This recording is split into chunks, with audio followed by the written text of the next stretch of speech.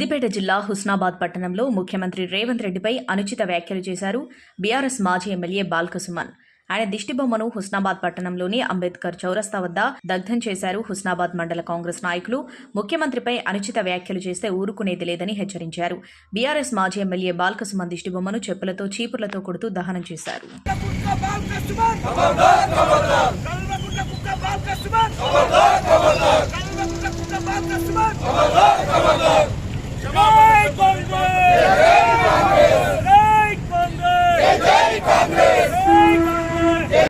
కాంగ్రెస్ వాదులకు అంబేద్కర్ చౌరస్తాలో మహిళలకు electronic media print మీడియాకు నిన్నటి రోజున మంచిర్యాలలో మాజీ ఎంపీ మాజీ ఎమ్మెల్యే మంచిర్యాల జిల్లా బీఆర్ఎస్ జిల్లా అధ్యక్షులు బాల్కసుమన్ మాట్లాడుతూ కేసీఆర్ మాట్లాడిన ముందే 4-3 ఏళ్ల క్రితమే రండా అని కేంద్ర మంత్రిని అన్న ఆటలను మరి రేవంత్ రెడ్డి గారు రేపే ప్రత్యేకంగా ఎల్లుండే ప్రత్యేకమైన ఇది అసెంబ్లీ డిబేట్ పెడతాం, మీరు ఖచ్చితంగా రావాలి.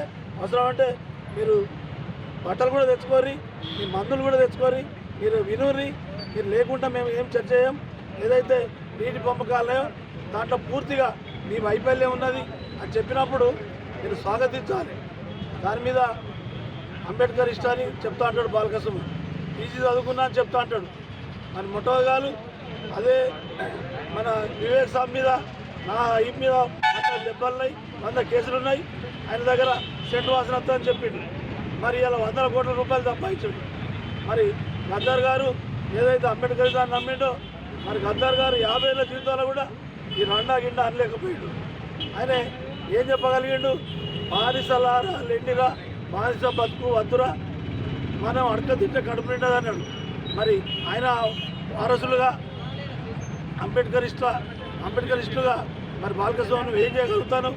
నువ్వు కేవలం కేసీఆర్ మెప్పుల కోసం అక్కడ మాట్లాడితే నేను ఎవరు సామాన్యులు హర్షిస్తారు కదా. రేపటి కాళ్ళ అక్కడ పోటీ చేస్తావు కావచ్చు, పోటీ చేస్తా అనుకుంటాను కావచ్చు. మననే 52,000 ఓట్లతో ఓడిపోయారు, ఇంకా డిపాజిట్ వస్తో రాదు. గుర్తుంచుకో, నిజమైన అంబేద్కరిస్టులు అందరూ దీన్ని వ్యతిరేకించాలి. మనం బాబాసాహెబ్ అంబేద్కర్ గారు ఇచ్చినటువంటి రిజర్వేషన్ల వల్ల ఈ స్థాయికి వచ్చినాం కాబట్టే ఇలా ఈ మాత్రం మాట్లాడగలుగుతాను.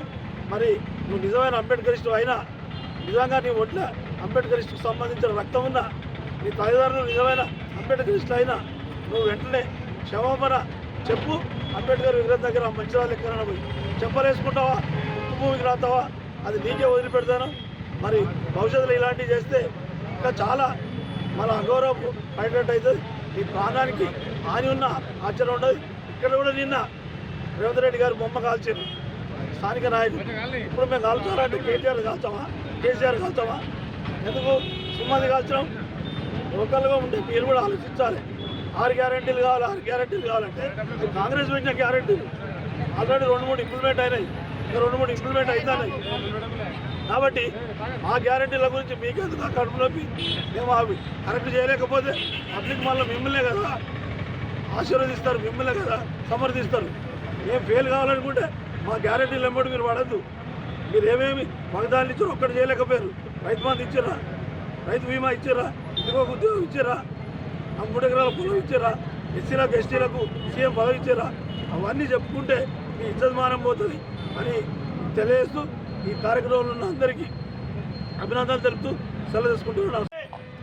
బాల్కసుమన్ గారు ముఖ్య కార్యకర్తల సమావేశంలో కల్వకుంట్ల కుక్క అయిన బాల్కసుమన్ రేవంత్ రెడ్డి గారిని అనుచిత మాటలు మాట్లాడుతూ చెప్పులు ఆవట్టడం జరిగింది. బిడ్డ బాల్కసుమన్, మీరేమనుకుంటున్నారో గుర్తుపెట్టుకోండి. ఒక రండా అన్నందుకు మీరు ఇవాళ ఈ మాట్లాడుతున్నారు. ఆనాడు కేసీఆర్ ముఖ్యమంత్రి హోదాలో ఉండి బీజేపీ మంత్రి అయిన కిషన్ రెడ్డిని రండా అని మాట్లాడినావు. మీరు మాట్లాడితేనో సంసారం, వేరే వాళ్ళు మాట్లాడితే వ్యభిచారం అనొద్దు, కానీ అనాల్సి వస్తుంది. ఇలా మీరు చేసే పరిపాలనలో ఆ రోజు మీరు ఈ ప్రజానికానికి మంచి మాటలు నేర్పుతారు అనుకుంటే వల్గర్ మాటలు మాట్లాడింది మీరు. ఈ ప్రజలకు అనుచిత వ్యాఖ్యలు చెప్పి మాట్లాడి ఈ ప్రజాక్షేమాన్ని ప్రజారాజ్యాన్ని భ్రష్టు పట్టించిన నాయకులు ఎవరంటే అది మీరు, కేటీఆర్ కానీ, హరీష్ రావు కానీ. గారికి నిన్న రేవంత్ రెడ్డి మీదకి చెప్పుల వాటి మాట్లాడడం జరిగింది. అది సరైనది కాదు.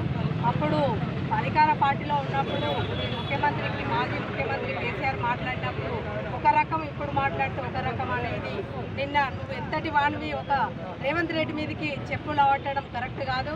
ఇవాళ నీకు నిన్న నువ్వు చెప్పులు అవట్టి నందుకు ఇవాళ నీకు మేమే చెప్పుల దండ వేసి ఒక మహిళలందరం కలిసి కాంగ్రెస్ పార్టీ తరఫున అందరం కలిసి నీకే చెప్పుల దండ వేసి నిన్నే చిప్పు కొట్టే పరిస్థితి తెచ్చుకున్నావు. బిడ్డ దగ్గరున్న ఇవాళ నేను ఒక బొమ్మను చేసి అల్లబెట్టుడైంది, కానీ దగ్గరుంటే నేను చెప్పుతోనే కొట్టే పరిస్థితి తెచ్చుకుంటున్నావు.